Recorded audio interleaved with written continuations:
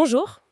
Vous savez, parfois la science, elle fait des découvertes qui dépassent tout ce qu'on imaginait, un peu comme nos vieux rêves. Ah oui, tout à fait. Pensez à 1961, près de Milos, en Grèce, on tombe sur une cité Oh, sous-marine, complètement inconnue. incroyable découverte, oui. C'est un peu notre point de départ aujourd'hui. On va explorer ensemble, en s'appuyant sur des écrits de Serge Hutin, cette idée de civilisation oubliée peut-être. Exactement. L'idée, c'est d'examiner ces indices, ces légendes, avec un esprit, disons, ouvert, mais critique.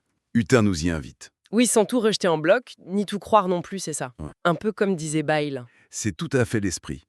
Regardez au-delà de l'histoire telle qu'on nous l'apprend classiquement. Alors justement, cette histoire classique, on a le schéma habituel, magdalénien, les chasseurs, puis le néolithique, l'agriculture, les métaux. Voilà. Et Hutin souligne bien qu'on n'a pas de preuves scientifiquement établies de civilisation très avancée technologiquement avant Sumer ou l'Égypte. Pas de preuves officielles en tout cas. Mais alors les textes d'Hutin proposent une autre lecture, hein. Oui, une perspective différente. Et si ces peuples dits préhistoriques n'étaient pas si près que ça? S'ils étaient plutôt des survivants, des post-historiques, Des survivants. De quoi? de civilisations antérieures très avancées qui auraient été balayées par des catastrophes majeures. C'est une idée que reprend Hutin chez d'autres auteurs comme Jean-Louis Bernard. Ah oui, et les survivants auraient tout perdu? C'est l'idée. Le savoir, la technologie. Retour à un état plus simple. C'est un paradoxe. Plus une société est complexe, plus elle peut être vulnérable à un chaos total. Catastrophe. Ça nous amène directement à l'Atlantide, non? Inévitablement. Platon, dans le Critias, nous décrit cette cité incroyable. Avec ses anneaux de terre et d'eau, les canaux et ce fameux métal, l'orichalque. L'orichalque, oui, souvent interprété comme un alliage de cuivre. Alors, souvenir déformé d'un événement réel peut-être, une catastrophe préhélénique, le fameux déluge de Deucalion, Ce qui est fou, c'est que cette idée de terre engloutie, on la retrouve partout. partout. C'est ça qui est frappant. L'Hyperborée au nord, Mu dans le Pacifique, et même chez les Celtes, les histoires de cités sous les eaux comme Is. Ça pourrait être une sorte de mémoire collective très ancienne. C'est une hypothèse séduisante en tout cas. Cette récurrence pose question. Mais bon, au-delà des mythes, est-ce qu'il y a des choses plus tangibles? Des découvertes archéologiques qui sortent un peu des clous? Ah oui, Urtin en mentionne plusieurs qui sont assez troublantes. Par exemple, le Marcahuasi, au Pérou. Marcawassi. Un plateau étudié par Daniel Rousseau, couvert de rochers sculptés gigantesques. Ils appartiendraient à une culture inconnue, les Masma, peut-être très très ancienne. Et qu'est-ce qu'elles ont de spécial, ces sculptures? Leur particularité, c'est qu'il faudrait être à un certain endroit, à un certain moment de la journée, avec la bonne lumière pour vraiment voir les formes. Ah oui, carrément. Ça demande une sacrée maîtrise, ça. Exactement. Ça suggère des connaissances assez poussées en perspective, en jeu de lumière. Et ce n'est pas tout. Il y a d'autres exemples? Pensez aux ruines de Grand Zimbabwe en Afrique. Des murs immenses, une technique de construction hyper sophistiquée. Qui ne correspond pas à ce qu'on connaît des peuples locaux de l'époque, c'est ça? Voilà. Qui a construit ça? Pourquoi c'est abandonné? Mystère. Hutin cite aussi les mégalithes, parfois alignés sur les étoiles, comme à Gavrinis, avec ses spirales complexes. Les mounds américains aussi, ces grands tertres. Ou les murs cyclopéens en Grèce, dits pélasiques.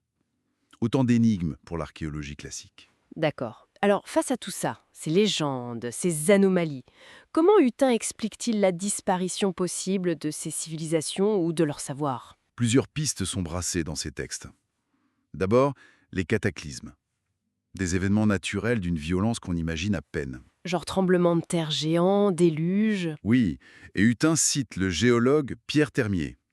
Au début du XXe siècle, il a trouvé au fond de l'Atlantique de la tachylite. De la tachylite, c'est quoi? C'est une sorte de lave vitrifiée qui, normalement, ne se forme qu'à l'air libre. Donc ça suggère des effondrements massifs à une époque où l'homme était déjà là. Impressionnant. On parle aussi de cycles cosmiques, de possibles basculements de l'axe terrestre. Ensuite, il y a l'idée de connaissances perdues. Des technologies oubliées. Peut-être, on pense aux piles de Bagdad, ces objets antiques qui ressemblent à des piles électriques rudimentaires, ou aux connaissances astronomiques incroyables intégrées dans la Grande Pyramide, Des savoirs qui auraient disparu? ou qui auraient été transmis en secret. Exactement.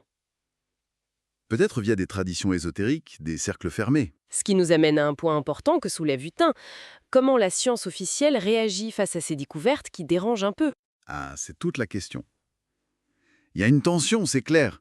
La rigueur scientifique, elle est indispensable, bien sûr, pour éviter de partir dans tous les sens, Oui, il faut pas tomber dans le fantasme. mais cette rigueur peut aussi mener à rejeter un peu vite ce qui ne colle pas au modèle dominant. Hutin rappelle comment on a d'abord nié l'authenticité des peintures d'Altamira. Trop belle pour être préhistorique, c'est ça, hein? Voilà.